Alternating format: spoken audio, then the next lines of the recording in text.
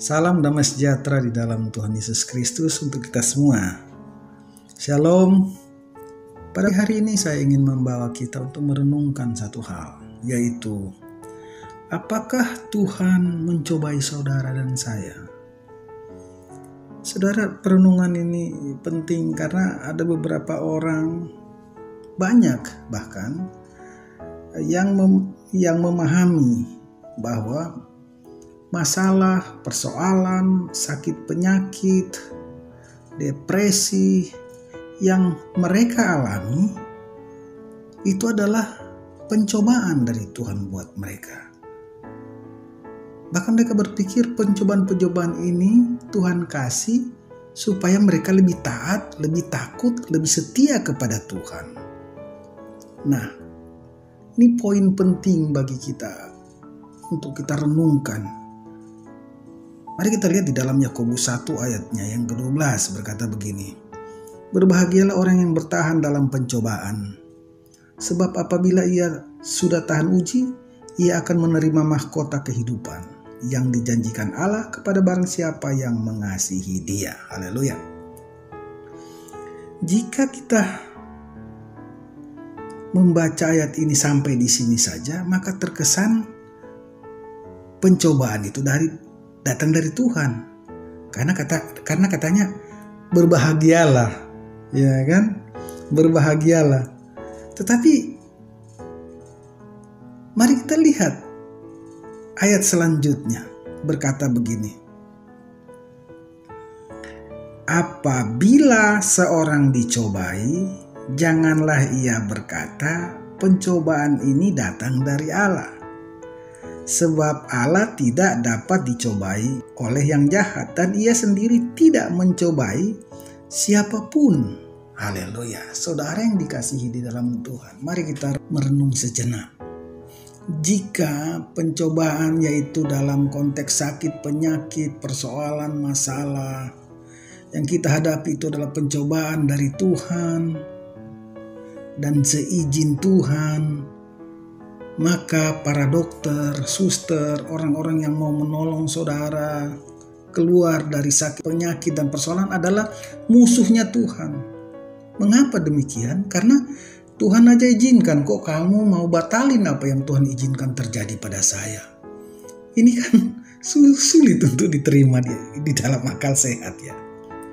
Jika benar-benar Tuhan mengizinkan atau Tuhan yang mencobai saudara dengan hal-hal buruk seperti itu, maka orang yang menolong saudara dan saya itu adalah orang yang melanggar maksud dan kehendak Tuhan dalam hidup saudara.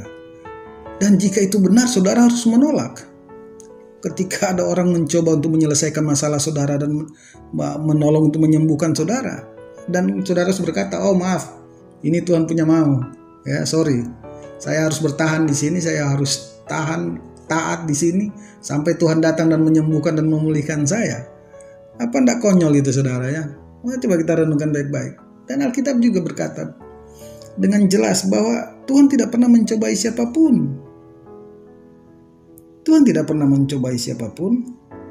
Dia tidak pernah mencobai siapapun. Tidak pernah saudara.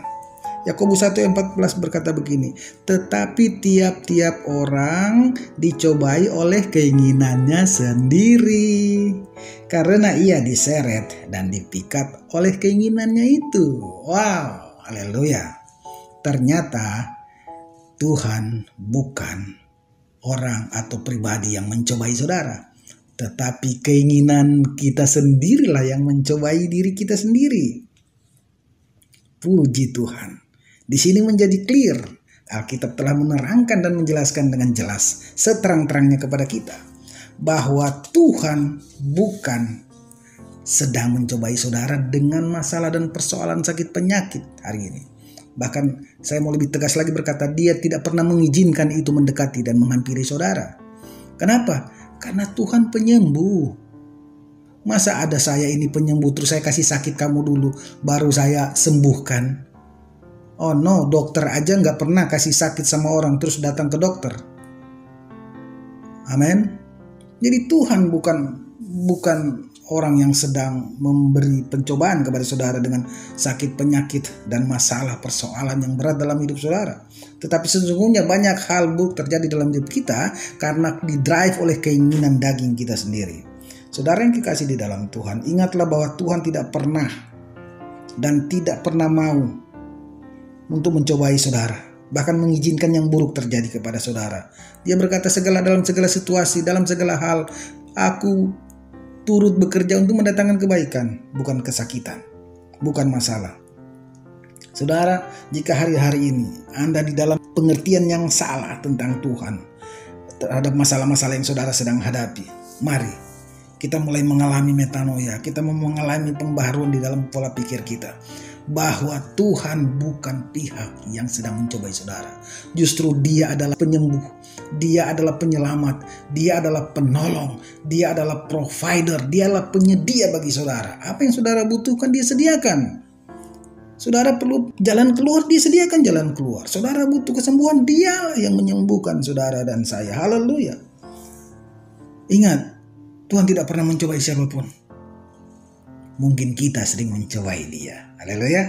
Tetapi Tuhan tidak pernah. Mari hiduplah di dalam kebenaran.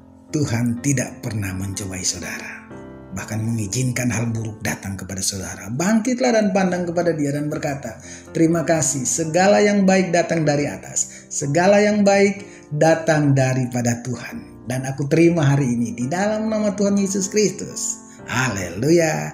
Amin. Mari kita berdoa. Terima kasih Bapa di surga buat kebenaran yang memerdekakan kami pada pagi hari ini. Engkau mengatakan kepada kami bahwa segala yang buruk bukan datang daripadamu. Engkau tidak pernah mencobai dan tidak pernah dapat dicobai oleh yang jahat. Sebaliknya kami dicobai oleh keinginan kami. Roh Kudus menolong kami. Bagaimana kami harus hidup di dalam kebenaran.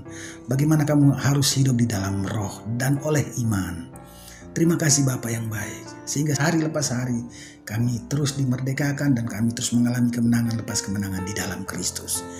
Dalam nama Yesus kami berdoa. Haleluya. Amin.